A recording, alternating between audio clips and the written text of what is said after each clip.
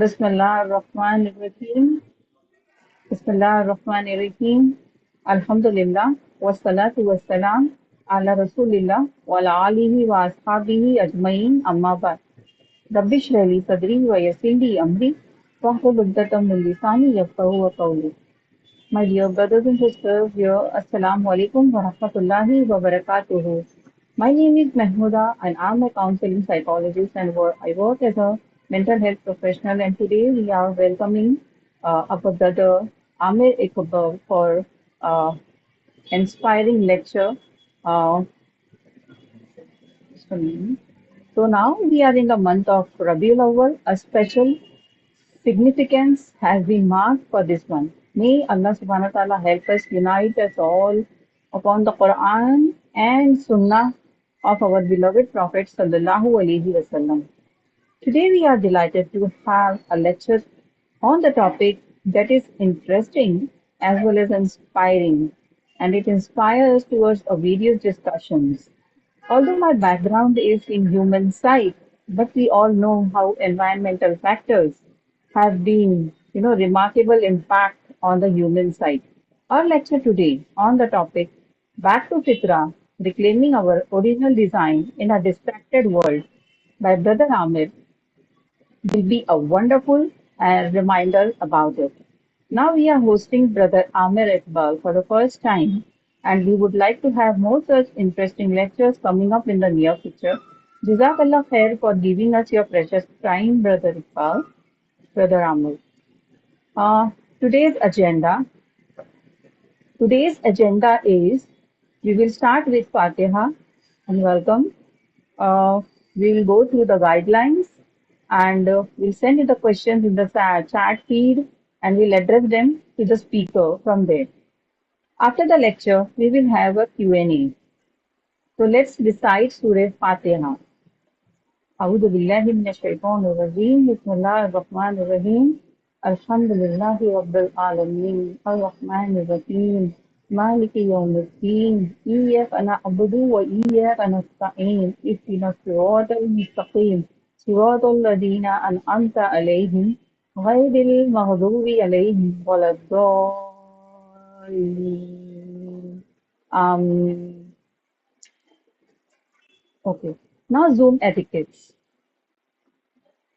Cameras should be on and on the gallery view. No recordings or screenshots will be taken by the participants. We will be recording the lecture and we will upload it on the YouTube channel of ISIP and it will be distributed among all the ISIP groups as well. Please keep yourself on mute. Rename yourself by your name and country so that we know that from which part of the world we are here. For Q&A, please utilize the chat option and that would be convenient. For live transcription, you can press the more option and request for live transcription. You will have access to that inshallah. Barakallahu fikum. Yes, brother. Okay, our mission statement. This is an inclusive space designed for to connect people with diverse background interested in Islamic psychology. This aims to disseminate knowledge, share resources, and discuss best practices in the free and accessible manner. A platform to enable further development of people's personal and professional interests, studies, and understanding of Islamic psychology within their communities and countries' origin. How do we connect with us is join our ISIP Islamic Psychology WhatsApp groups. You can become a member of ISIP. You can via our website www.isip.foundation. You will get access to our digital library too. Then you can subscribe to our YouTube channel. You can follow us. You can follow us on Instagram at ISIP_global. To join ISIP Islamic Psychology WhatsApp group, you can scan this scanner from the scanner and join the groups. Now, about Brother Amir. Brother Amir is an architect, a creative thinker, and founder of Minimal Muslim, a global initiative on simplicity, faith, and design, aligned with Fitrah. His organization is recognized by WhatsApp and Startup Istanbul and featured in international media. Allahumma barik. He is also a Fulbright Fellow whose award-winning thesis was published by the Council of Architecture India.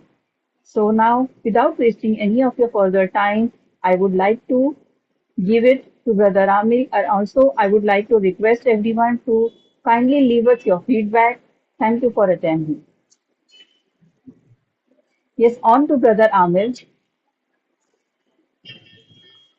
Yeah, Jazakallah khairan, sister, for the introduction and Jazakallah khairan for the opportunity. Ameen भैया. Yeah, I just wanted to confirm if I'm audible to everybody. Yes, you can Yeah, share your Alhamdulillah. slides, brother. Sorry. Yeah, okay, great. So thank you so much for the opportunity to speak on this platform, ISIP. And I hope I would do justice to whatever the expectation of the audience and the organization is, inshallah. So I'll just share my screen. One.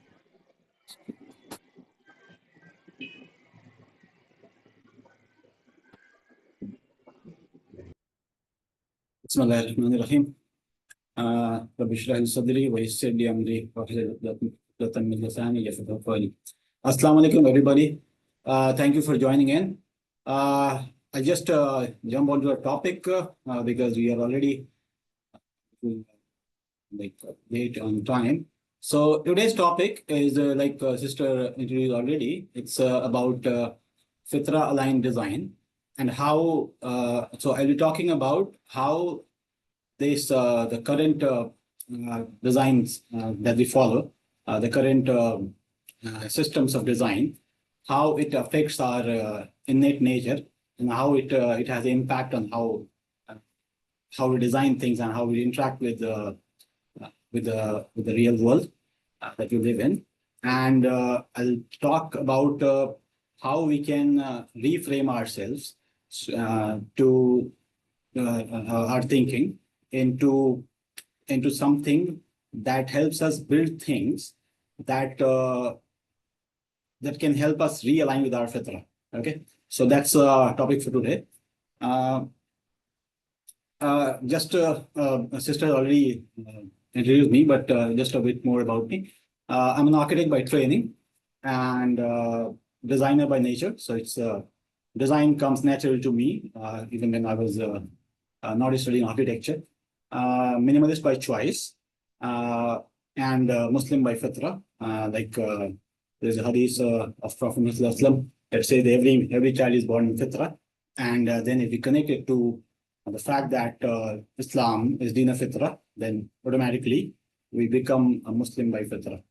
I've been working on different design domains, including architecture, brand, spaces, design systems, and all of the intersection of all of these creative domains. My primary, most of my time goes into this initiative called Minimal Muslim. Apart from that, I own a design studio called Basira Studio, and but that is a secondary thing for me. Primarily, I invest my time into Minimal Muslim. It's a very humble attempt to bring simplicity and sincerity back to our faith and make it more relevant for the contemporary time that we live in, especially the urban for the urban population. The inspiration for the idea for the Fitrah aligned design and design philosophy comes from this ayah from the Quran.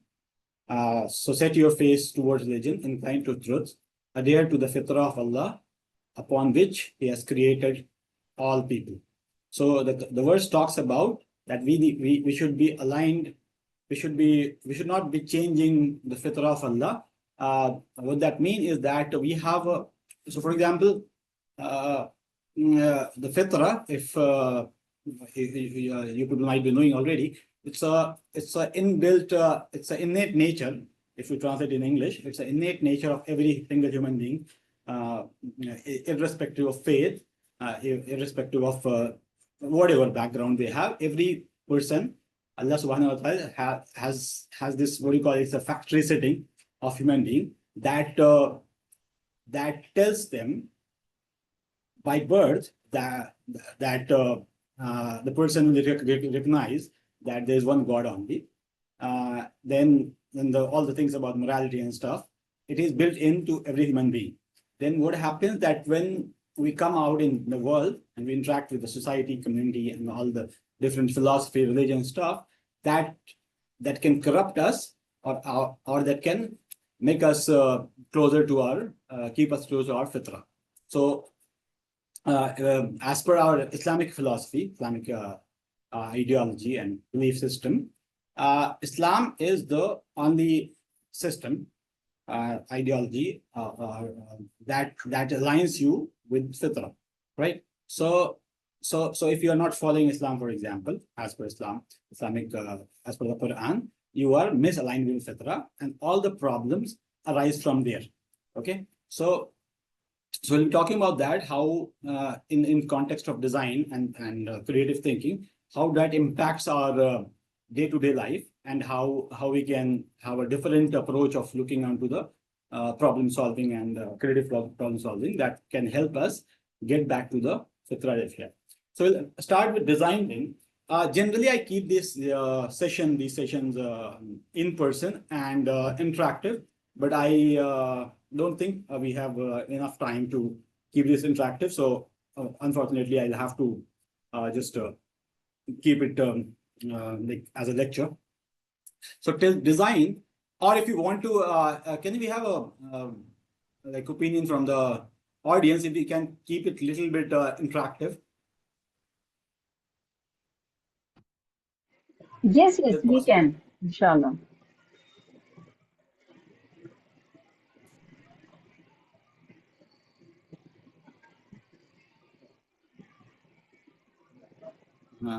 I think we don't have enough people to. If somebody wants to keep it interactive, so I would like to ask this thing. What do you think about design? What comes to you in your mind if when you hear the word design? You can just unmute yourself and.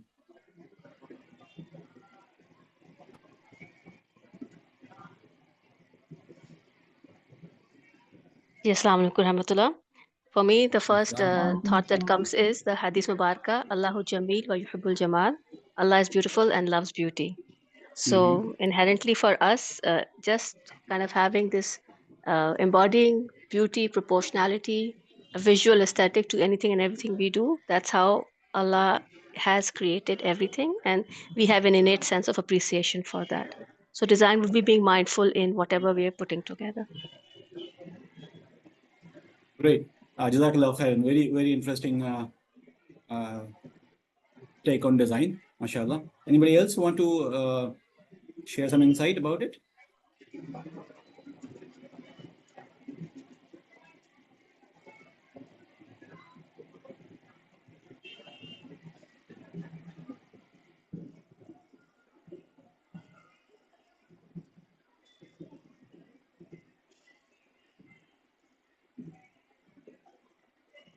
Okay, so we'll move forward. So yeah, so that is one way of Okay, looking there at is design. something on the chat, human creation. Design means human creation. Okay, yeah. Another one is Allah al-Musawwir. Okay, some Rashid Motala wants to unmute. Okay. Yeah, Please yeah. raise Thank you, your Jazak. hand so that, yeah, please raise your hand, Assalamualaikum. whoever wants to unmute, not able to unmute. Jazakillah Design has khair. purpose. Sorry, may I speak now? Yes. Jazakillah khairan for allowing me to unmute. To my mind, when I hear the word design, I think of Allah subhanahu wa ta'ala, that even when we are reading Alhamdulillah Rabbil Alameen. Glory be to Allah, the creator of the universe. The whole universe is a design of Allah subhanahu wa ta'ala. Without the design of the universe, without the presence of Allah, and Allah is omniscient, omnipresent, we wouldn't have been here, we wouldn't be having this, we wouldn't have been present, we wouldn't have been having the manifest changes that are happening to our lives of a positive and negative thing. Design is everything, and everything is designed, and design is Allah subhanahu wa ta'ala. Jazakallah khairan. Yeah, exactly. Very exciting. Okay, so we'll move forward now with the design thing. So yeah, interesting text. Design doesn't have a interestingly one definition. So one part, like someone shared, that it's about aesthetic, it's about jamaliyat. That is one part of design. Apart from that, design is essentially to of course create something. Moreover, it is about solving problem creatively. So that's why we have different domains of design. We have industrial design, we have visual design, we have engineering design and stuff like that. So some of the design that we talk about is about aesthetic and beautification. The others are about solving a problem. So even if we are talking about beautification, it has to have some purpose, some functionality to it, instead of just visual aesthetic. So that's one part of design.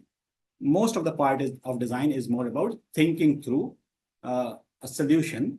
In our case here, thinking through a solution that realigns ourselves with our own innate nature. That's the premise of our presentation, our discussion today. So design is basically, it's not just what we make, but what adds meaning, functionality, and purpose to it. So that's how one of the ways we can define design. Okay. Moving forward, like we just discussed, we are talking about Fitrah aligned design. So we define design. We talked about Fitrah a bit. So it's an innate nature, and we'll talk about in the coming slide what it means, what it could mean to if we have to develop a framework that could help us realign with, that help us design things that realigns with our Fitrah. Okay. So Fitrah in context of design, we call it a design framework that we already have. So there are a lot of frameworks for design available. There are a lot of people doing that. For us, we already have inbuilt in ourselves. We just have to explore it or uncover it, because we have a lot of layers on top of it, like layers of corruption, sins, and all of those things. We just have to peel off those layers to reveal the original design framework that we already have. So we don't have to look out. We have to look inward, inside ourselves, to get a solution. So to start with, in this presentation, the format is something like I have tried to compare to the mainstream systems that we have, mainstream processes that we have. So for example, if we do something, if we create something, be it some service, social service, or say commercial thing, business, anything, we have a very popular trend. It's called something as a service. So design as a service, we have a software as a service, and so on and so forth. That is the mindset that we have. It's more transactional. So when we talk about SaaS, for example, software as a service, or DaaS, design as a service, or anything as a service, it's more like we are creating something, some value, and against that, I will be charging money or some materialistic monetary benefit. But if we just reframe it, because by Fitrah, we are not humans are not transactional beings. We are social community beings. We by our innate nature, we want good for each other. But because of the reconditioning in the contemporary world, that everything has to have monetary value, capitalistic value. So if you are doing something, you have to charge for it, for example, right? But if we just tweak a wording a little and we say something as or XYZ as an act of service, then it changed the whole perception, the whole idea of service. So when we say, for example, design as an act of service, it suddenly dropped the idea of transaction here. We are actually trying to serve for the sake of, for the sake of Allah, for the sake of ethics or community. So if we just start reframing few things, it can have big impact, right? So that's the only thing. I generally I call this as a of Din Fitrah of Islam as a common sense way of life. It's very common sense. It's you don't have to have a very philosophically strong to understand Din of Allah Subhanahu wa Taala, or say in other words, human fitrah. You can debate about it, you can discuss about a lot of things, because we already have a lot of corrupted systems around. But if you honestly, sincerely try to decode it, it's not rocket science. It's very simple because it is already inside you. So you don't have to look outside. Most of the problem that we have, it is because we always try to find solution in chaos, not in the within what is within us actually. So like we just discussed, from here, just keep in mind that whatever we're going to talk, we're going to talk about as a act of service rooted in intention, not in transactions. So the design framework that we talk. So for example, when we talk about creating something, in content, a lot of you might be knowing these things, but generally speaking, when we start designing something or creating some solution, what happens? We start with empathy, right? Now I would like to ask if somebody want to volunteer. When we start, for example, to serve somebody or work on some solution or some design or anything, we have this idea of empathizing. Start with empathy. Do you think there's any problem with that idea of empathy? Anybody of you?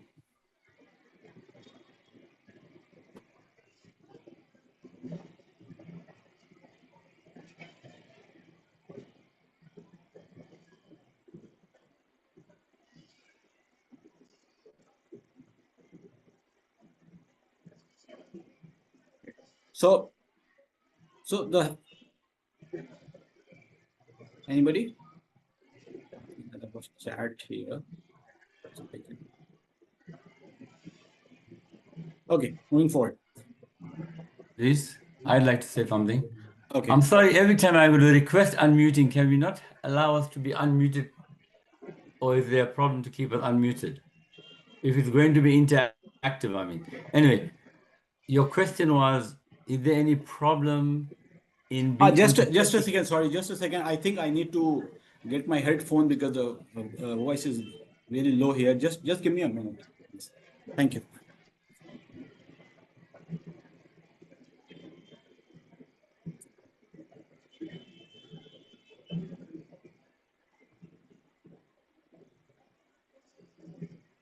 So, can you hear me now? Yes, just a second. Sorry. Yes. Okay. Tell me when you're ready for me to speak.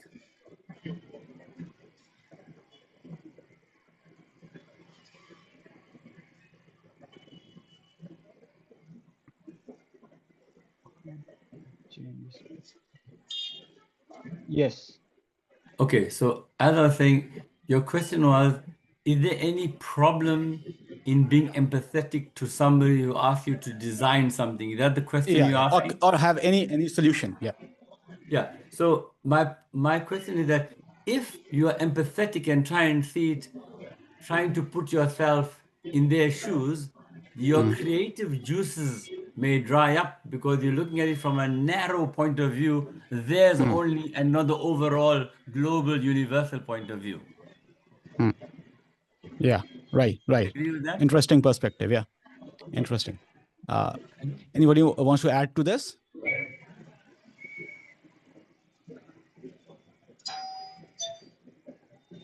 Thank you. That's a really interesting perspective to look at it.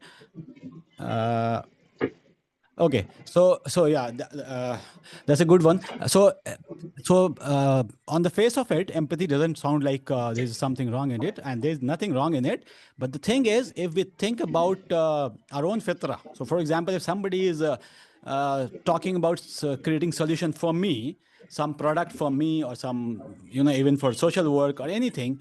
If somebody is talking to me and they are saying that I'm creating something for you, and I empathize with you, the better thing would be, I would not want that. I wouldn't want to be honored, 900. Yeah, hello. Yeah. You want to say something? 910.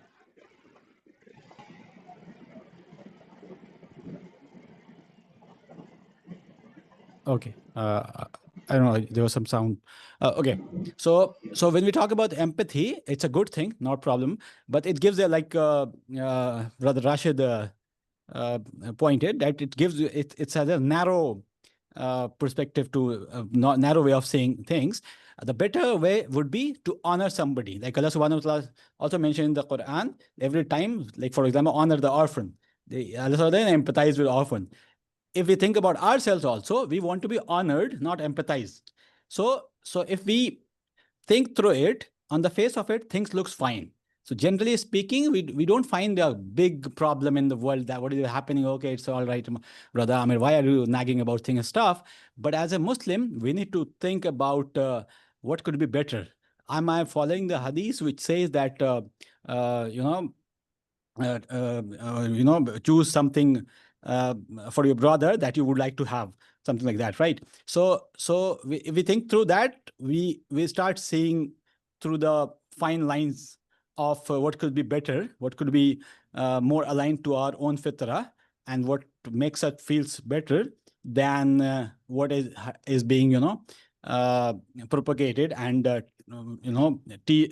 like served to us as something ethical and something more valuable than that we already have. So if we change empathy to honor, and we just reframe this, a lot of things automatically changes. For example, the difference of for example, if I go to a CEO of a company, and I have to give something to him, versus if I have to distribute some gift to a slum area.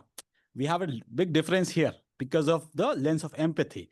If we look at with the lens of honor, we would like to see it how I would want to be served, how I would want a solution to be solved for myself, rather than looking at the status and a lot of factors that we have. Moving forward, so in this part, I feel that if you summarize it, the problem is often, it's not about uh, bigger thing, but it's just about we don't think or see things from lens of fitrah. So it's the problem is often just fitrah out of sync. It's nothing more than that. So we just have to reconnect with that, and we'll be inshallah good. The other thing is when we have this empathy and we say that we looked at things from your shoe, and we understand stuff, blah blah blah, everything. Then we say, okay, we have to define the problem. What is the problem that particular community is facing? So we have to, whatever solution we have to design a product for them. You have to do some service to them and stuff like that. When we define things, again, we have a narrow lens. How many of you, or if somebody wants to add into here also, do you see any issue with the defining things from our perspective, once we have, say, empathize, or there could be any better way to look into the definition of the problem that we have data about, insights about? May I say something? Yeah, sure. If you define something, it's the sum total of your experience in life which helps you to set up a definition which may not be in keeping with the needs of the customer or the client, if indeed there is a customer or a client in this case. Yeah. So I think the alignment is good with Brother Rashid. Yeah. Anybody else? I think Mahjabmi from Saudi Arabia wants to say something. So Yeah, I just want to add that when we are forcing a solution, then it's like we already have a judgment on, I already know what is right for yeah. you. So that's again not honoring the experience of the person we are in service to. Yeah, very interesting point. Jazakallah khairan.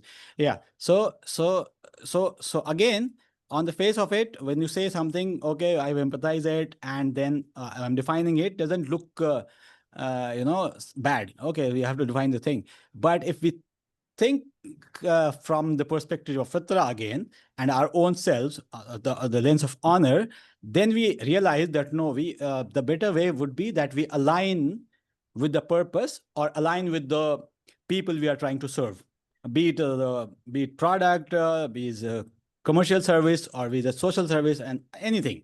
So the better thing would be, or they could be better than this also, but the better way of looking at it is that you align the problem that is on that you have gathered with rather than just defining it. So then it doesn't become like Sister Majivi said, it doesn't become forced, and then it's more about honoring the community, honoring the person, or honoring the client and customer, instead of forcing your own definition of things. So in terms of problem solving, if we talk about it, it's more of then the role of design or solution is not imposed control like we see in this capitalistic world. It's most of the time it's forced, even though we don't realize.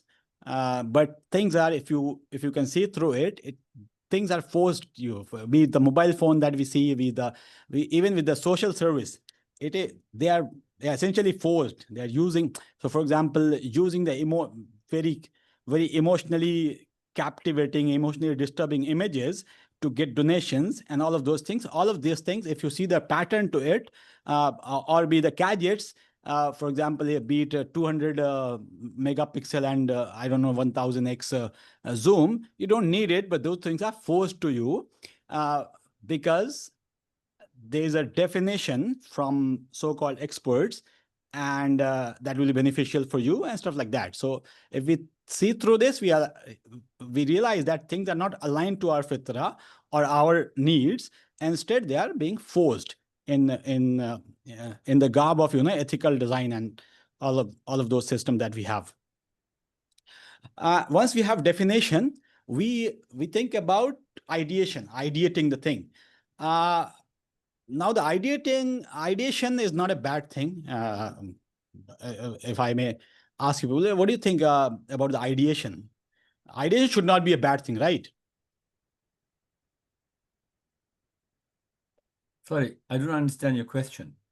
So I'm saying that once we have in the contemporary way of solving problem, we define the problem, right? And then we come to the ideation part. So now my question here is that do you see any problem or anything with the ideation part of it, the step of ideation to get a solution? Yeah. I don't understand what you mean by ideation in this context, please. So what I'm saying, we are talking about the problem empathy. So we got the empathize. Then we have defined the problem, and we are talking so we have two things. One is the mainstream process of solving a problem or designing something, and then we are proposing here a better way of looking onto it. So when we have defined a problem, then we start working on the solution of it. We have a problem statement. Now we go into ideation, ideate the thing, the design or the solution. Do you get my point here? Yes, I do. Yeah. So your question therefore is, what is the problem in the ideation? Yes. Well, I suppose if you're leaving out the person whom you're trying to do the work for, that might be one possible problem. If you're not getting input from all the relevant stakeholders, might be another reason for ideation having a problem. Those are the two I can think of at the moment. Okay, nice. Anybody else want to add?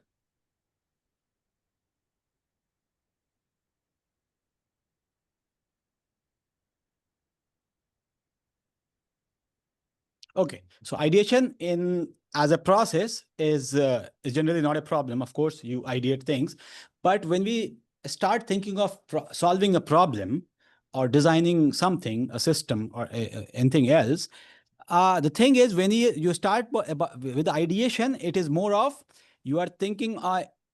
It mostly has the problem of excess.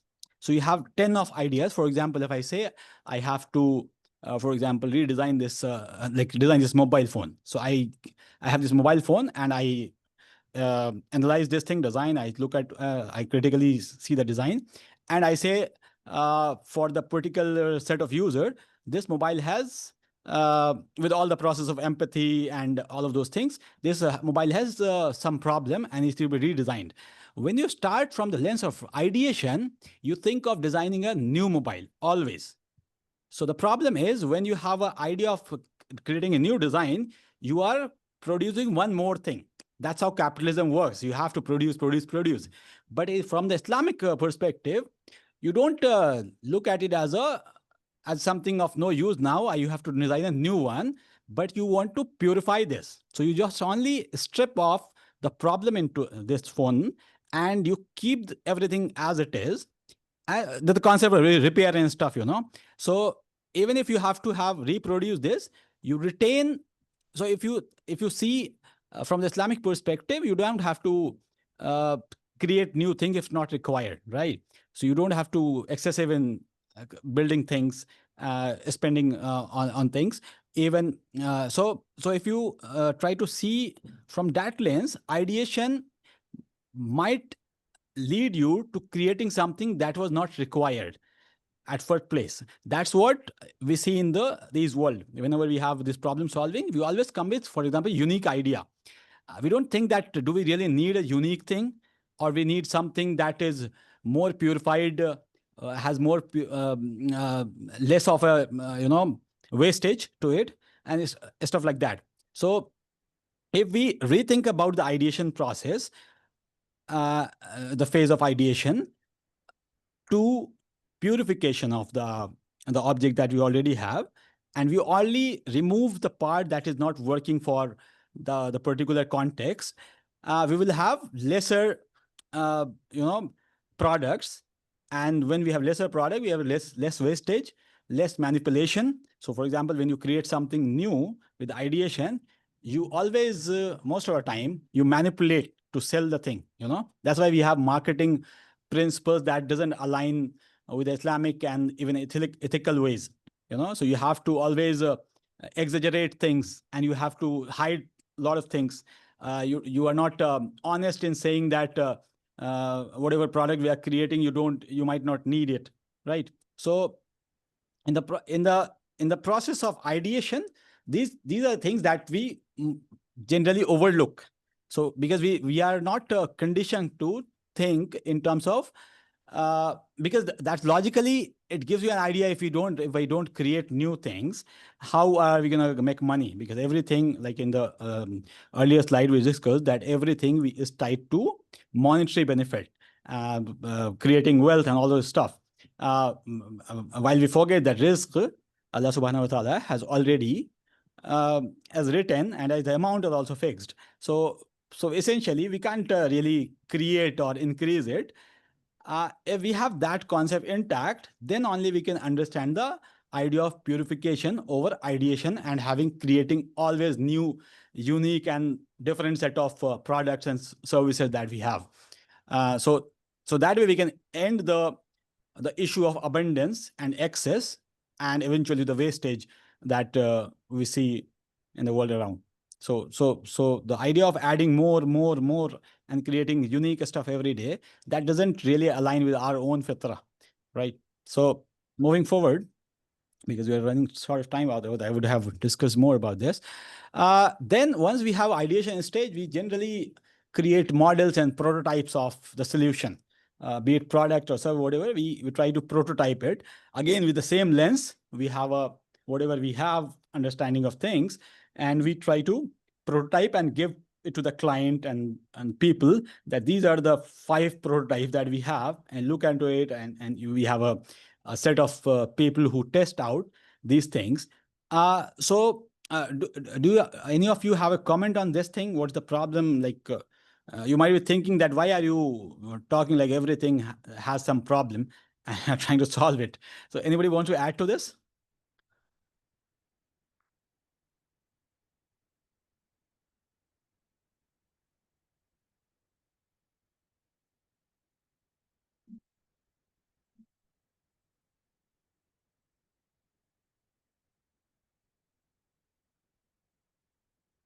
Okay, yeah. Yeah, I think Sister as human Mahadevi, yeah. beings, we really want to be in control and already have like clarity on the outcomes and have thought through and kind of have some logical, rational explanations and some reassurance. And when in fact the true, that kind of blocks the creativity, it sets in fear, and just kind of learning to surrender to Allah subhanahu wa ta'ala, our plans, our efforts, that is something where true, things start to, Allah subhanahu wa ta'ala puts barakah in it, kabuliya in it. So I think that's where we have to constantly fight with our innate instinct as insan, maybe wanting to have control and grip over all of our actions and their outcomes and, everything that way. Yeah, very interesting. Jazakallah, very interesting perspective to it. Anybody else want to add? I would want more people to, maybe counter the thing and say that it's not necessary, or maybe come up with the interesting insights, like Sister Mahadevi. Okay, we have something on the chat that is ideal does not mean creating something, it also means working with what is currently there. Mm-hmm. Mm-hmm. This is Yeah. something Masita Misdi from Masita Misdi. Mm-hmm. Yeah, that's a good point. So, like I said, the ideation is not as a process a problem, but the most of the time the way we see ideation, we connect ideation with a unique or new creation. So, if we reframe it as a purification of what is existing, if there's nothing existing, then okay, we create from scratch. But the idea here is to reframe, change the lens how we see the process itself. So purification might be a better way of looking at it rather than uh, having something to create, always create new stuff. So that's what the idea here. So that's also maybe a look, the way of looking at it. But generally, the ideation is seen as something new. Yaqub Merchant, yeah, please. Brother Yaqub, want to say something? Yeah, assalamu alaikum. Wa alaikum assalam wa rahmatullah. Yeah, no, as we were just discussing ideation and, and sometimes, taking the user also into, understanding their needs. I mean, there is this example of when cell phones were, introduced, and there was a group discussion which was done with the users. And this company said, okay, what more can we do to make your cell phone experience better? So the users could only come up with, okay, can you make the signal stronger, or, the voice louder or clearer? Over there, nobody came up with ideas like, can you put an alarm clock in it? Can a radio be added to it? Can a camera be added to it? So sometimes I feel that, designers and creative people need to take the leap on behalf of the users, because sometimes, like, people who are engaging with a product as much do not have, idea of the possibilities that a product or a design can, offer them. Yeah, right. Perfect. 100% agreed with you. Yeah, right. There is another one from Tasneem. Ideation can also be the opportunity to offer something different, more with purpose. It's an opportunity to plant a seed and allow it to be developed and grow. A choice is given with clarity of the benefits. And Aisha Wisdom has written Jameel over Jadid. Apart from that, there is Ashraful Haq who is saying a prototype highlights problem in design or function so they can be corrected before the final product is made. Mm-hmm. Yeah. So, yeah, interesting. So, like I said, ideation is not a problem. The thing is, if we think through the lens, see through the lens of purification and then ideate, then we will have an outcome that not may not be necessarily aligns with the contemporary world that we see. Here we are talking about what is required of us for contentment.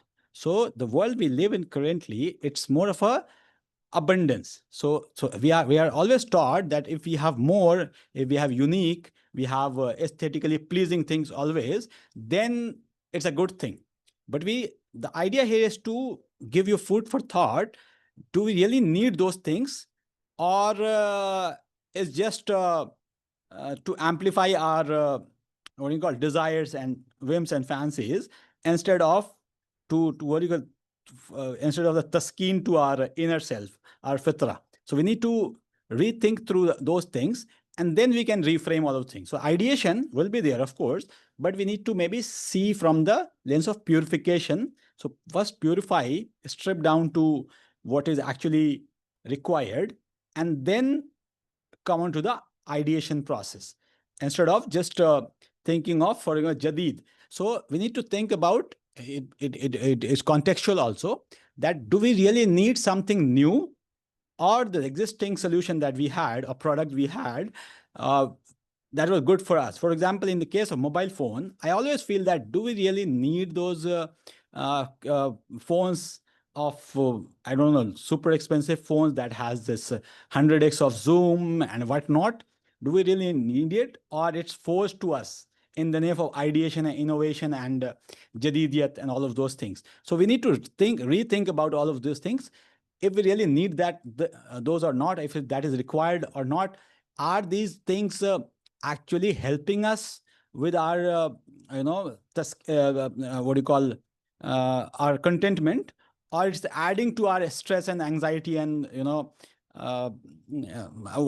whatnot? Yeah, Rashid Mola, yes, brother. Yeah, I think it is actually profit motivated, these innovations that they call them. Or what's the Yeah, difference between 35 and 45 and 55?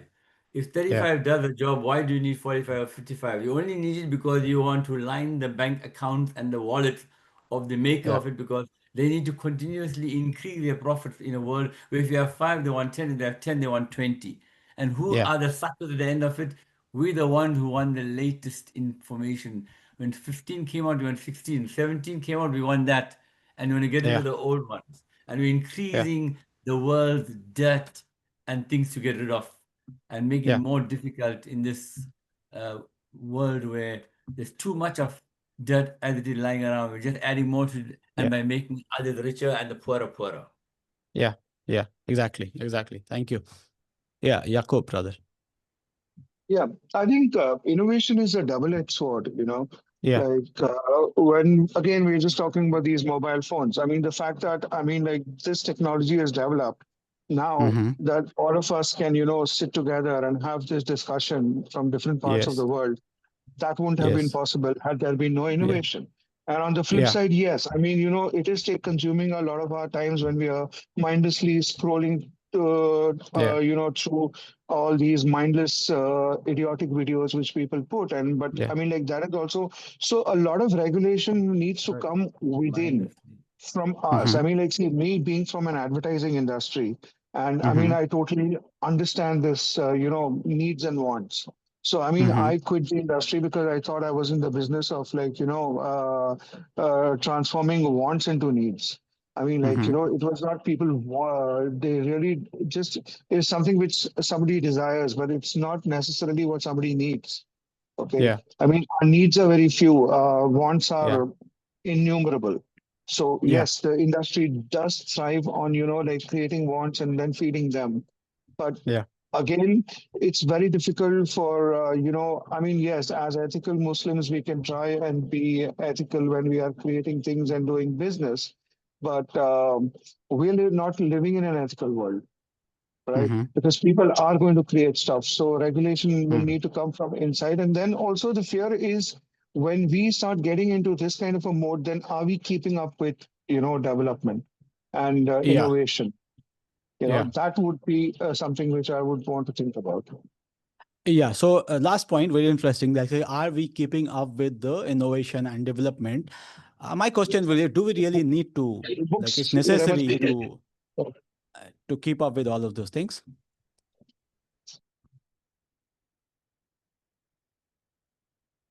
That's my way of looking at the thing.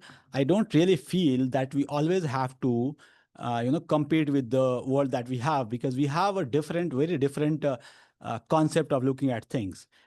So if for example, as a Muslim, we have aqidah that the risk is in the hands of Allah Subhanahu wa Taala, and it is pre-written, right? So if we look at that principle, it's very contrasting to the capitalistic system. So in a capitalistic system, you are working onto it, you are innovating things, and that's why your wealth is increasing. As a Muslim, we don't believe in those things, right? So we need to rethink about, do we really need to compete with every single thing, or we need to ignore a few things that we don't really need it? If we see the life of Sahaba and on the Salaf and the Prophet's time, it was not that the world was not thriving and the world doesn't have innovation at that time, but they were not competing with everything that the world was doing. Yeah, Sister Mahdibi, you want to add something? I'm just reminded of the ayah of the Quran Kareem, Bismillahir Rahmanir Rahim, Alhaakumut takasuru hatta zurtumul maqabir. That Perfect. this kind of greed for just wanting more and more, and this is just destroying you till you reach your graves. It's keeping you distracted. This kasra, this excess of stuff. That's the world we're living in today. Yeah, unfortunately, yeah. But yeah, that was a apt ayah. Jazakallah khairan for adding to it. So yeah, so that's the whole point. Instead of competing with everything, we need to educate people, tell people that you don't have to compete with the abundance, and you don't have to create everything. So that's the contrasting point of view that we have, the better way of thinking that we have. So instead of going with the flow, we have to stop and and tell people that what needs to be done and what should be done. So yeah, Brother Rashid, you want to add more? Yeah, what I'd like to say that, to add on my previous point, we don't need much of this extra thing that they're trying to sell to us. In fact, the poor of the world are the ones who need the basic things like water, electricity, fuel, medication, rather than us wanting the iPhone 17, 18, and 19. It's more important to have everybody's basic needs seen to before the few get super needs seen to. Right, exactly. Yeah. So that's a great way of saying it.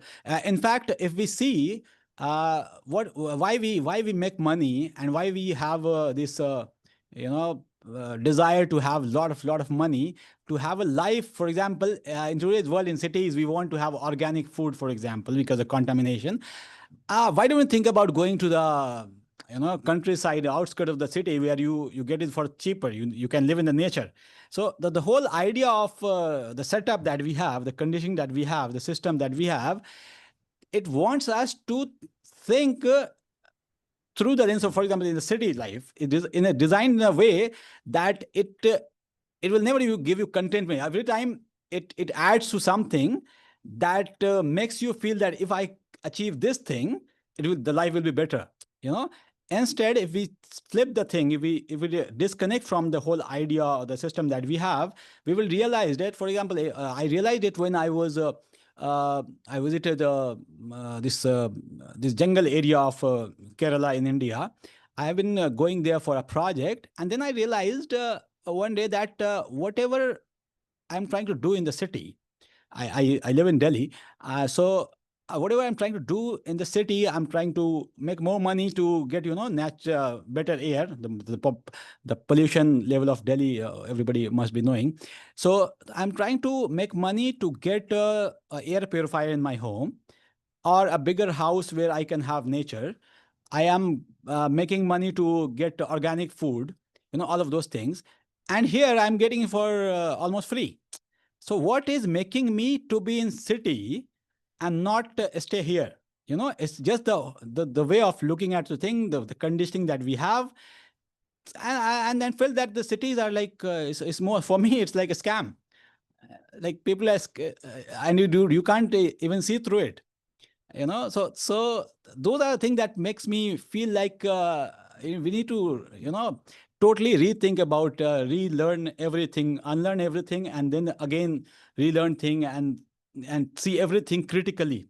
I'm not saying, so for example, Brother Yaqub said that the innovation is double-edged sword. Yeah, but we need to always, like, I need to reset and rethink about everything. Like, everything needs to be critically seen and questioned. Why are we doing it?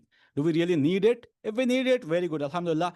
If we don't, we need to redesign everything, from the lens of fitrah, from the lens of how Allah wants us to be here, because we are essentially Khalifa on the earth, and we act like I don't know what are we doing. I act like followers and stuff. So, yeah. Anybody else want to add to it, and we'll move forward because we already have 60 minutes gone. Yeah, there are few in the chats. Like Mm-hmm. Sister Tasneem is saying, Mm-hmm. create confusion to keep up with the updated. This is the setting up the person to feel overwhelmed, confused, and reacting through programming to keep updated. Another is from Sister Masita. She's saying prototype also is an innate original characteristics of a person and qualities. Tasneem is again saying we are made to believe we need to, otherwise we will be left behind. This is subliminal programming. Coming back to basics, our senses are hijacked through marketing, and which takes us away from our fitrah. And Tasneem is also saying lack of understanding, conditioning, confusion, and makes choice against fitrah. Yeah, interesting point.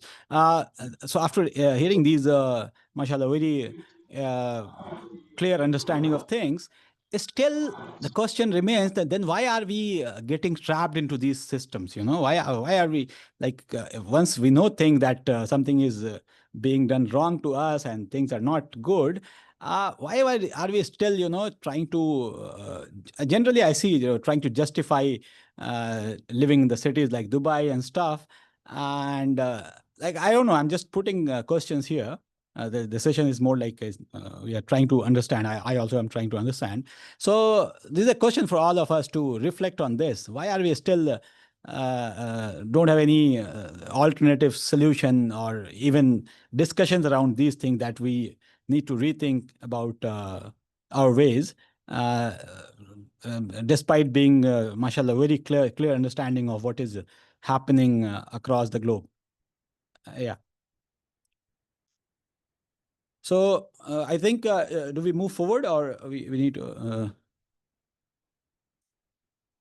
So like, okay, so we'll move forward, inshallah. So like the brother Yaqub, if I remember correctly, mentioned that the prototype has the same thing, the double-edged thing. But the thing is, as a designer, I forget the name somebody mentioned that as a designer, as a someone who is solving the problem, we have a strong bias, and sometimes at times ego also, that we want to force thing. We want to force thing to people.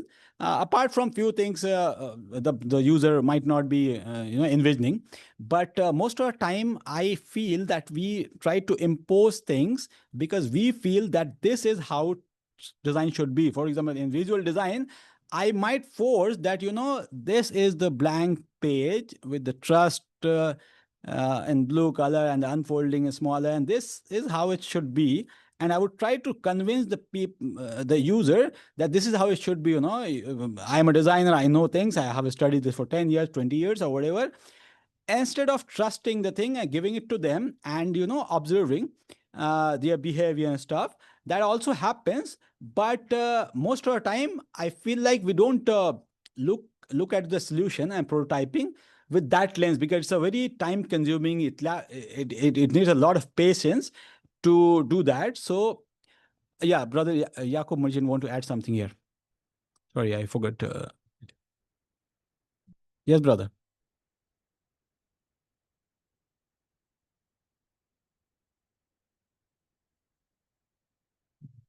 Do you want to add something, brother? I see your hand raised.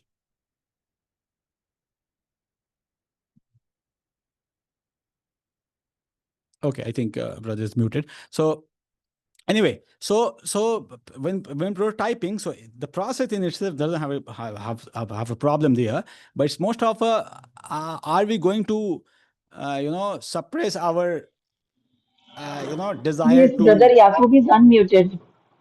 Okay. Yeah, brother. Yes, tell me. Okay, quick, two things. Like Mm-hmm. one, I mean, I'll just start with this point where you say, like, see, but then again, let's say you as a designer, me as a photographer. I mean, we have put in X number of years understanding, Mm-hmm. the craft of Mm-hmm. what we Mm-hmm. do. Mm-hmm. And so, I mean, there are some times where I feel ki Mm-hmm. now if I am taking somebody's picture, then I Mm-hmm. understand lighting better, I understand lensing better, I understand color compositions better, and I Mm-hmm. understand, handling people better. So I do. I mean, and then it becomes my duty to, enforce myself over there because I mean, like you have hired me to add certain value to what you're doing. But if Mm-hmm. I'm going to come over there and say, hey, okay, what do you want me to do? Then I'm Mm-hmm. not being honest in, or just in my profession. And Mm-hmm. so, I mean, there are times where, as designers, as writers, or as photographers or filmmakers, we need to take decisions on people's behalf because we just happen to know better. Yes, I mean, like Yeah. we Perfect. can do it. Like, okay, to make it convenient for you, make you look in the. We approach that with all honesty in intention that Mm-hmm. okay, whatever I'm going to do is I'm going to make you look the best you can, or make it as convenient as possible for you, or as beautiful for you. But I Mm-hmm. mean, you have to trust me, and I have to trust myself, and I have to back myself as an artist to be able Perfect. to do that. And then to Yeah. come to your point of earlier, that why aren't we living in, choosing to live in villages or cities? I mean, there are a couple of reasons. One is like, I mean, this word we must have heard, FOMO, fear of Mm-hmm. missing out. I mean, some way it's been hardwired into us. Ki you will be missing out on things if Mm-hmm. you don't do stuff. And two, I mean, it's also why we're living in cities and villages. It's like more out of convenience. I mean, it's not that I have tried. I've tried. I've gone and tried and lived in a village, but Mm-hmm. it's a different life. I mean, like I just happen to be born in a city, and I'm so used to it. I mean, like, I mean, a villager will not be able to walk across the traffic in Bombay or Bangalore or Delhi. But Mm-hmm. I mean, I will be able to do it as easily as he's herding cattle. And I can't Mm-hmm. do that. I mean, like, it's not where you live, but I think it's more about how you think is Mm-hmm. more important for us Mm-hmm. to, live by our fitrah, because Mm-hmm. a lot of people in towns and cities also need people to kind of be able to guide them. I mean, if all of us come go to the villages and enjoy the nature, what's Mm-hmm. going to happen to the cities? Yeah, You know? right, right.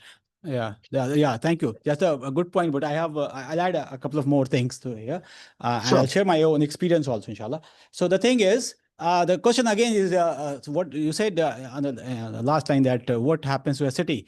And then my question is, do we really need cities? That's the that's the radical question I have. Do we really need it? Do we really need the traffic in the Mumbai, for example, Mumbai and stuff in the city, and then you cross it, and instead we don't have. What if we don't have those things? Do we really need it? Those things at the first place. About the convenience also. That's one thing. I have a very recent reflection. I was in this outskirt of Srinagar, India. Uh, so I happened to somehow I ended up into a hotel, Airbnb homestay, where it was in the outskirt of the city, and I stayed there. And one day at 11 p.m. In the night, I was hungry, and I was thinking, okay, what should I didn't have anything to eat. And I was like, okay, this place seems to be, I don't have any Zomato and stuff like that. No ordering app here. Everything is closed. The army is outside. So I can't do anything to it. And I was like, okay, it's all right. I'll sleep it. And then I was reflecting on this. If I were in Delhi, I would immediately go onto the app and, ordered it. And then next day, I realized that, okay, this is also a city and I have a Zomato. But because of the setup, the natural setup there, it made me forget the whole the thing that is available there, the app that is under my phone. So this is my personal reflection. Do cities really facilitate us to think, reflect on our fitrah and our deen and ourselves, or it's more of a distraction? So if we're in the city, if I look at a building, it is not going to remind me of Allah subhanahu wa ta'ala anyway. It's going to remind me of an architect who had designed the building, good or bad. But if in the nature, in the village side, by village side, it doesn't mean to herd cattle. We can have technology there. We can have a lot of things there. So when in the city, I get barely any chance to reflect on the nature or the creation of Allah subhanahu wa ta'ala, against if I go back to the way our cities are designed, the cities that we boast about, the Dubai, New York and stuff, the way it is designed, you'll barely, for example, you see the Burj Khalifa. Is it going to remind you of the Allah subhanahu wa ta'ala? Is going to boast about the human engineering marvel, the way, the pride that we have. Against, if you go to the outskirts of, for example, in the city of UAE itself, Al Ain, for example, there you will be amazed by the creation of Allah subhanahu wa ta'ala. So that's my way of looking at it. What helps us realign with my fitrah? What helps us going back to Allah subhanahu wa ta'ala more? And then question, do we really need these convenience? That's a very subjective thing. That's the way we have brought up. I have also was born in city and lived here. Still, I've never felt connected to the city, because of the it's going against my fitrah. So that is the food for thought that I have. Rashid Mutala, you want to add something here? Yes, 2 points. Number one, Brother Merchant said, which I agree with him, the majority of the cases, that as a photographer, he knows best about lighting, etc. But for me, as a medical practitioner, this would have gone back to the old days of the headmaster knows best. Nowadays, the idea in medicine is it's a joint thing between the doctor or the health worker and the patient. You don't say that the doctor knows best, because the patient may not want it. The patient may be fearful of certain things in their life, of what they want, and they may misunderstand the intention of what is going to happen. And point number two, I agree with you when you said that in the city, sometimes when you look at the skyscraper, you think of the creator of the skyscraper, but I think of the creator of the person who created the skyscraper, Allah. Without Allah, the creator wouldn't have been there of the skyscraper, and the skyscraper wouldn't be there. Jazakallah khairan. Yeah, very cool. But yeah, mashallah, you have this way of thinking, but I don't think most of the people think like that. So they would boast about how humans have created this, the potential that human has.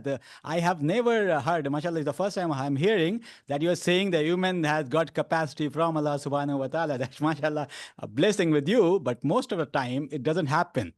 Doesn't happen. We don't say that. The reason, yeah. The reason why it doesn't happen is that we are so wedded into the Western way of non-creator thinking. Yeah. We want to make materialism our God with a little g. Forgetting that's Allah with a capital A, not capital G for God. So Allah is more than a God. He's a Rabb. I mean, it says in that, Kul a'udhu bi rabbin nas, malikin nas, ilahin nas. In the West, when they do bring God in, they bring him in one of those three guises, whereas we believe in all three. Yeah, right, mashallah. Just to add one more point to the brother's thing, that about the photography and stuff and the design and stuff. Yesterday only I had a meeting with someone and they wanted us to do the website redesign. And I asked them, they showed me a website. It was not, of course, it was badly designed, and said the design needs to be fixed. And I said, I agree, the design needs to be fixed. And then I saw that it was on WordPress, So the technology wise is not good. So I said, you need to change the WordPress. You need to have a better framework.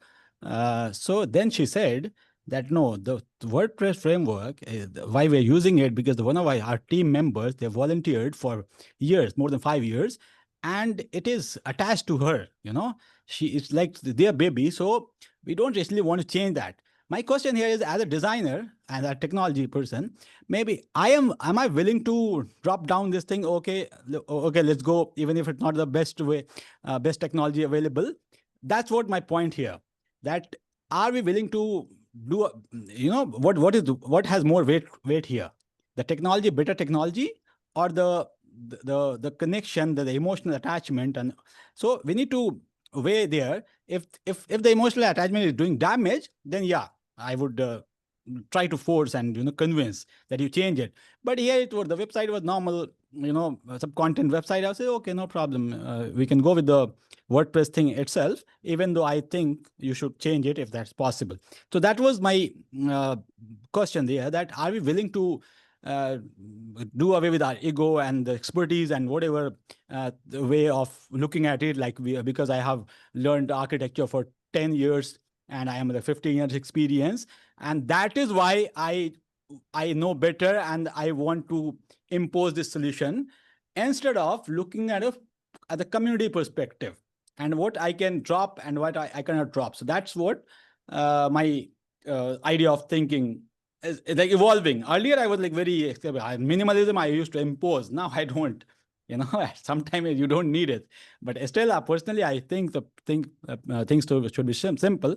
But it doesn't work everywhere. In the Zoom interface also, it doesn't work. Like if you simplify it more, it will be difficult for people to access this. So that was my point. Moving forward, the last point was, then we have this prototyping and then we have testing. Test out the idea. Again, the testing is not a problem. But the thing is, if you change the lens here again and you witness how things are unfolding, because all of this is, the thing is, the problem here is in the system that we have right now, the capitalist system, the thing is urgency. And we are people who promotes patience. We don't have to rush, we don't believe in hustle culture.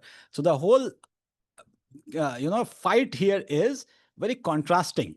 We are saying that everything has its right time, but the system we live in, especially in the urban spaces, it says that you don't have any time. You have to do it yesterday.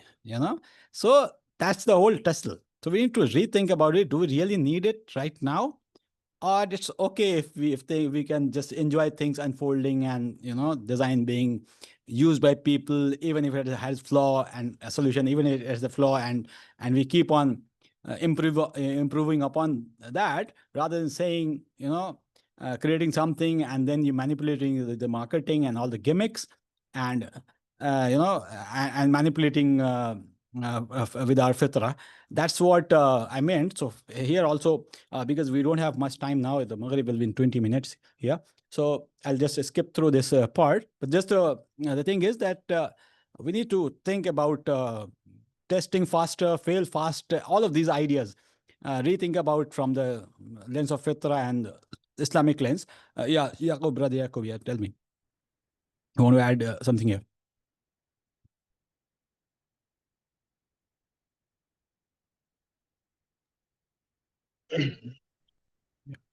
Okay, can you hear me? Yeah, I can hear you. Yeah, okay. All right. Okay, see, one thing which I've been thinking about for the longest time. I mean, like again, when we get into the zone of materialism and, wanting more and fear of missing out and all that. But I mean, as a community, as Muslims, fundamentally, first we need to go, a few steps back. Okay. We say that Allah is beautiful and He likes everything beautiful, and Muslims are like, pure by fitrah. But I mean, like post World War II, I mean, after the Ottoman Empire kind of fell, we as a Ummah have been on a very steady decline. And where once Muslims were, at the forefront of art and architecture and poetry, we have totally lost all that. So I feel like, I mean, you as a designer, me as an artist, and whoever else is over here who's doing that, we need to like start getting reacquainted with the beautiful past of our religion, because I mean, like the forts and palaces which have been created in Delhi, and in where there is like they're using sunlight to heat the water, and keeping things cool using nature. Today, I mean, you look at the masjids, I mean, that were made in the past were so beautiful. Look at the ones which are being made today. Look at, when a beautiful masjid in Bangalore, which was made by some great merchants like 100 years back, when they've done an extension of it, they've just put a cement box and they've killed the whole beauty of it. So, as Muslims, we don't know art and design. First, we need to learn that. And maybe what we need to learn is like from our sources rather than Rembrandt and Picasso and all these things. Let us study our art and architecture, and maybe we should be having workshops on that, and making Muslims see the world in an aesthetic way. Right now, only Shah Rukh Khan and Salman Khan are deciding what we are going to wear and how we're going to be. But where are the others? I mean, there is so Yeah. much more richer and more beautiful ideas and thoughts our predecessors have left behind, and we have lost touch with it. So I Yeah, feel that, I right. mean, that is what we need to bring forward, and then we can talk about, materialism and all that stuff. First, let's get our Right. aesthetics in place. Yeah, interesting point. I have a different perspective and a food for thought here. Uh, we are so, entrenched into this capitalistic mindset that that makes me a question thing. What makes us believe that Ottoman Empire and Mughal Empire, all of those empires, were the only definition of prosperity? What about Sahabas? Weren't they prosperous? How about looking at that architecture? Wasn't that architecture? I'm just questioning. I'm not to answer here. Just to giving food for thought. That's what I thought. If Sahaba were to be in today's time, would they make these huge grand mosques, or the mosque will be of different nature altogether? Uh, do I go to a mosque, for example, Sheikh Zayed Mosque or any bigger mosque? Uh, do I remember Allah more, or do I remember, or do you talk about the one piece carpet there that is there, the one of its kind? Do I talk about the golden embellishment and ornamentation that is on the column there, the quality of minaret and the dome there? Do I, when I go to the, for example, Taj Mahal, uh, is it Islamic structure? Number one question. Do I talk about the Allah Subhanahu wa Taala there? Do I remember the whole my question and my struggle is that I personally, maybe I am not that good at Iman, but when I go to this restructure, I really don't remember Allah subhanahu wa ta'ala. More than that, I remember the architectural marble, architectural embellishment and the calligraphy and all of those things. Even those calligraphy I can't even read. The Quranic verse is there. Somebody said, oh, this is Ayatul Kursi, and I can't even read it. So my question is that, don't we need to rethink about the definition of prosperity and advancement and whatever we think about? We totally neglect the architecture of the previous time. We start with the architecture of when we had the huge buildings. So we need to, I think, rethink and recalibrate ourselves, and maybe we could be doing same thing. But yeah, that's what I feel. Those are the questions that I have. So I thought I just put it here. So yeah, Brother Rashid, you want to add something?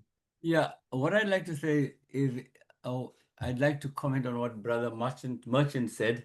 He Yeah. said that about the uh, Ottoman Empire and how since its fall, we have found that people don't have anything to look up to. But remember also, concurrent with that is the Judeo-Christian attack on Islam and how it is trying to denigrate Islam and trying to raise, together with the money and the oligarchs, the power in the world is in money, not in knowledge, not in religion, not in religiosity. And you have to be Yeah. very careful. And don't forget that the Judeo-Christian, in particular the Judeo part of it, are very, Yeah. very closely working to make sure that we become anglicized and westernized and de-Islamicized to such an extent that we now look at things from the lens of the West and no more Yeah. from the lens of the East or the Middle East, or as the new term for it is called, because the Middle East is an imperialist term, it's Western Asia. Jazakallah khairan. Yeah, exactly. Yeah, that's a good point. So that's the whole thing. So that's what I feel that we need to rethink about the lens. We need to change the lens, how we look at things. For example, arch, dome, these are not our invention.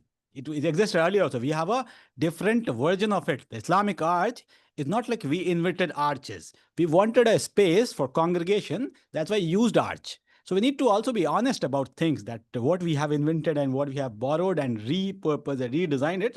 That's also a achievement, and also sort of innovation into it. So we bettered it. But we need to rethink about it. Do we really need it? For example, do we really need, again, in this contemporary time, we have a better system of building, for example, we have a better way of doing stuff.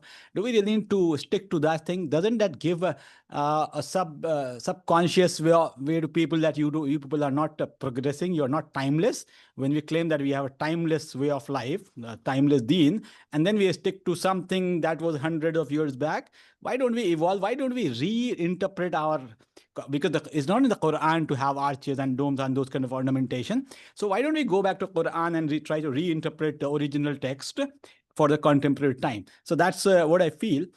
Anyway, moving forward, because we are short in time now.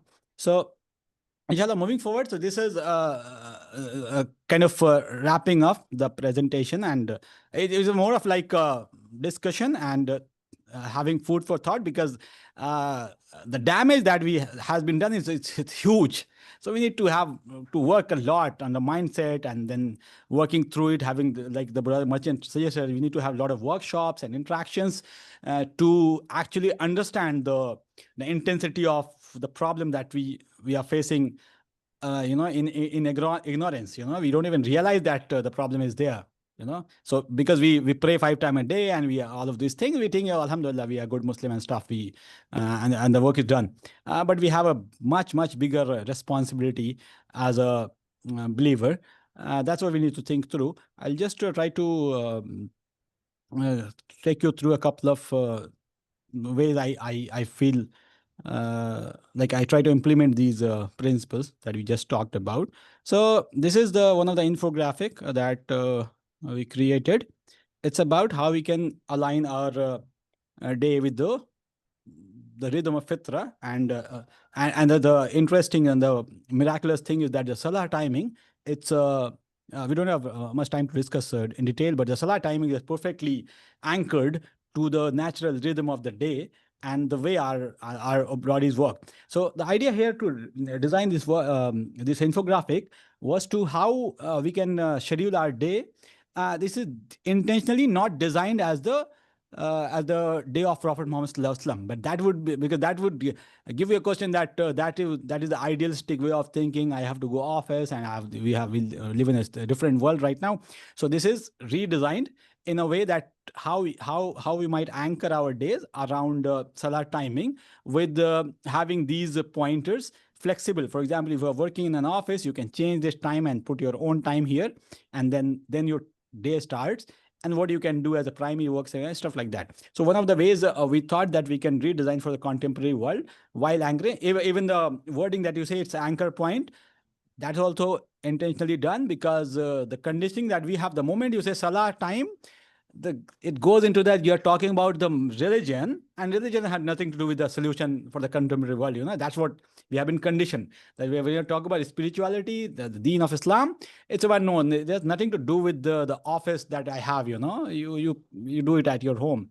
So that's why a couple of things that we try to do is that how we reframe for the contemporary world, so that your trigger of on a narrow point of view, narrow way of think triggers, and you don't look at it as a solution.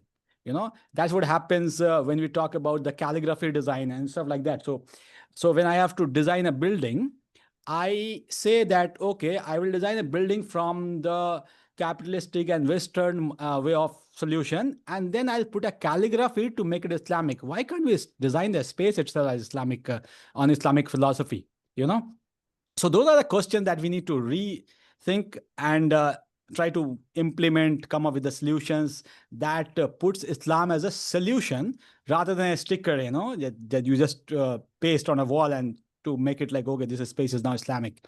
And you need to re-question that the notion of Islamic, why do we have 2, 3 images that comes to our mind when it's more about, it should be more about experience, how you feel in the space or how you feel with the product that we have. It's more about the character Islamically rather than the optics and the imagery that we have. So we need to also think through it. Why we have just few imagery when it comes to Islamic? Why do we have this notion of not solution but just spiritual healing when it comes to Islamic solution? So we need to think through it. When we are saying the deen fitrah is the natural way of lifestyle, it must have solution, right? And we fail to, as a Muslim, we fail to demonstrate that. So that is our problem. That's not a problem Islam. So we need to. So I'll just go through a couple of more things that we try to. So for example, if you say this, if we think about a school design, for example, schools are designed deliberately designed to not be collaborative, because we live in a culture of competition, accolade. You have to be ahead of somebody, but Islam says, no, you have to be collaborative. So if we change looking at things, so you don't have to compete with our brothers, even humanity, you have to be collaborative. So if we just change this frame of thinking, then the whole design of a school and classroom might change. So we might design something which is more like, so for example, the hexagonal, this thing. So this is inspired by the way, this Surah Nahl, how Allah subhanahu wa ta'ala explains that how the honeybees create the hive is the most efficient structure. It uses a minimum material. That's why honeybees have this hexagonal structures. Secondly, they live in communities, so the collaboration you can learn from the Quran, and the way you can implement, one of the ways we try to implement in a school design is that why can't we have a class that has the collaborative nature, and why can't we have spaces that are collaborative rather than have one long corridor. You have back benches, so that they are designed to have the kids who are not good at study. They are not needed. You sit on the back of the seat. Rather, if we can have designs that facilitate the idea of having everybody having the equal attention of the teacher, having the nature of collaboration in the space itself, then it changes everything. It's here also the psychological play is there. So we can use these design, architecture, innovation tools to actually get ourselves back to the fitrah. For we are people who wants to, human are by nature social animal. That's what we have heard, right? So we want to live in a community. We want to help each other, but the design of the spaces in such are such a way it's like intentionally done. It's like programming to make you not help each other, compete with each other. So we need to rethink about those things and how the design of stuff, design of spaces, schools, and structure can facilitate to get back to the whole idea of the Western idea, whatever the anti-fitra idea that we have. And if we talk about the mosque, I'm really sorry, but we don't have time now, so I'll just have a glance on these things. So if we have a mosque, for example, that has nature, that if you use contextual material and stuff, if you have redesigned the mosque, for example, if you see steps here, if we can redesign the space of the mosque in a way that it can be used for multi-purpose, because you are just essentially using a big chunk of land, a big building, just for 5 times a day, that too for a deen that claims that it has solution to everything. So how can you do that? So if we can redesign it to facilitate more activities, more things, that could be a better way of thinking through it. Even the techniques that we can use, these are like a cheaper way of creating a structure. This is one of the views of that. How we can design a digital space to honor the user, and for example, here this I'll just point out a couple of things. For example, these images that you see, we intentionally didn't use the image of the orphan itself, because that for me, example, if I have if I put my photo there, I will not be comfortable putting it out there, because I need support from there. So using the technology, for example, we can recreate things that doesn't reveal the identity of the person or kid here, And again, you can just, instead of writing the need here, what we have done, that we have the text about what that kid is good in, and what he wants, rather than just putting out there he needs some food, books, and stuff like that. So rather than focusing on need, we wanted here to connect with the kid at an emotional level. So, for example, the Ahmad is the title is the young engineer. So I'm an engineer. I would be more connected to it rather than looking at the things, empathizing. Rather than, I will think of honoring the kid, because I can connect with the kid, and I want to talk to the kid before even understanding what his or her needs are. So how we can have professional space. This is one of the space. I'm sorry, we need to wait because of. We need to wrap up essentially because the Maghrib Adhan is already here. Jazakallah khairan. I'm sorry abruptly because I need to rush for the prayer. Jazakallah khairan for everybody for your time. The president have almost done, so it is just the last done. And then you have a couple of reflection that how might I implement Fitrah aligned principle in my daily life? How might I implement this principle in my work? I would have taken explained or discussed 15 more minutes, but I'm really sorry because the Adhan is Maghrib is here. So Jazakallah khairan for the time, for the inputs, insights. It was really nice, discussing with Brother Rashid and all of Brother Merchant and all of us. Thank you so much, Jazakallah khairan, ISIP. Yeah, so that was it from me. I hope I did justice to the whole time and session. Jazakallah khair.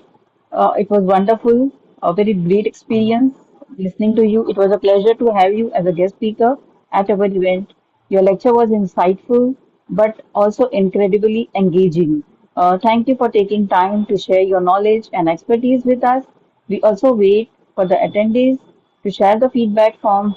The link is shared in the chat, and you can join our groups by scanning this. This is a feedback form link. You can scan this and share your feedback here. Jazakallahu khair, everyone, all the participants, and Jazakallahu khair, Brother Amit, for giving us your precious time. And we end up here. Assalamu alaikum. Yeah, Jazakallah. Assalamu alaikum. Assalamu alaikum wa rahmatullahi wa barakatuhu. Subhanakallahumma wa bihamdika. Ashhadu an la ilaha illa anta astaghfiruka wa atubu ilayk. Subhana rabbikal izzati amma yasifun wa salamun ala mursalin wa alhamdulillahi rabbil alamin. Yeah, Ameen. Jazakallah khairan. Assalamu alaikum. Wa alaikum assalam wa rahmatullahi wa barakatuh.